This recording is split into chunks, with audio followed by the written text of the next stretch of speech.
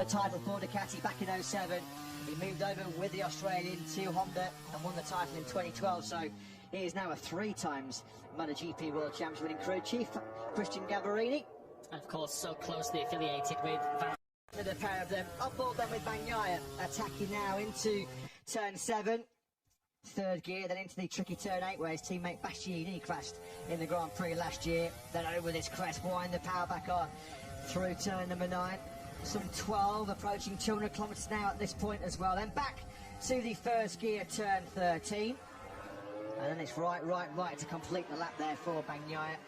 At the moment though, it's still Martin that leads the way. Here is Bagnaia then into this final sector. Coming up to about 340 k's now at this point. Bagnaia now drops down the hill, moves up into second place. So a Ducati 1-2, we said that a few times last season, didn't we? Martin still leads the way with that 139.2, but Bagnaia now... He's doing a very solid job in this session. Well, he's up in 14th position on a 140.203. He's within a second of the pace being set currently by Jorge Martin. He's actually the fastest of the 4 Pure Mobility groups, the KTMs, out on himself very well. Yeah, getting a good reference here as well behind the home crowd favourite, Miguel Oliveira. I'm hearing that there's hoping to be 60,000 fans here this weekend to see history made on Saturday, tomorrow afternoon, the motor show. This is a good job, this by Fernandez, just hanging into Oliveira here, because although he's not really a circuit specialist, he hasn't really done any more laps on a MotoGP bike around his home track than anybody else, but we know that he's been here a lot of times on street bikes, Miguel Oliveira, on the squad, but it will be tough, and it has been tough going so far for the Spanish rider. At the moment, down in 20th place. That just shows you, doesn't it? Crystal clear indication there of the problems that Honda find themselves in. Alex Rins was absolute master. They're keeping their feet firmly planted on terra firma. They know they're not going to start rewriting the record books at HRC straight out the gate. But Rins at the moment 20th with a 146.49.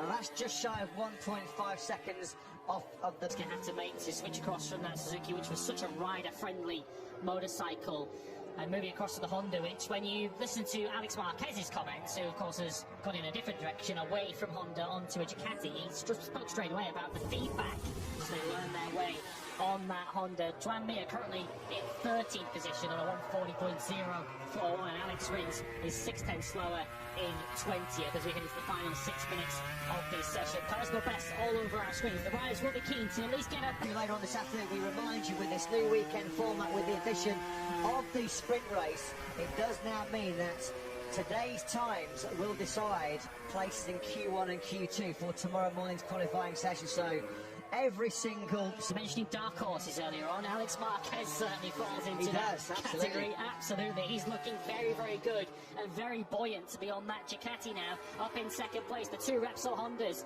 are circulating close together. Marc Marquez following his teammate Joan of this final corner as Joan Mir looks to try and keep the front wheel down across the line and takes the line in 3rd. Marc Marquez just behind him slots into 5th. Well, Alex Marquez is smiling like a Cheshire cat since he first jumped on that Ducati back in Valencia in November. Well, that smile session remaining here in Portimao. What an early boost this would be for the man on your screens, number 73.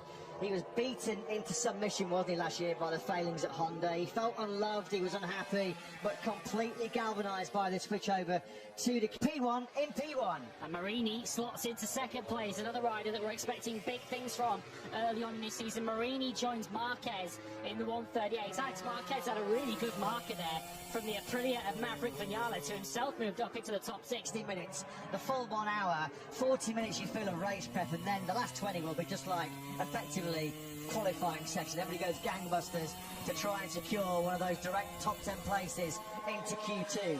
Mir then is on the charge with that Friday, but he's certainly eased the spot and doing a great job right now on that Repsol Honda. On board with Fabio Quartararo, who, according to our information on the screen, has not got a new rear tyre, and he's got a brand new soft front in, but he's still running the same medium rear that he ran early on in the session. So bolting in at the end of the session, the 2 Muni VR46 teammates are improving. Luca Marini, quickest in 2 of our 3 pre-season tests. Can he close the gap on Alex Marquez? He can, to just over a 10th of a second. Yeah, Ducati 1-2, having to start from scratch with so many parts. His confidence dented somewhat by a clash at turn 7 in the Portimao test.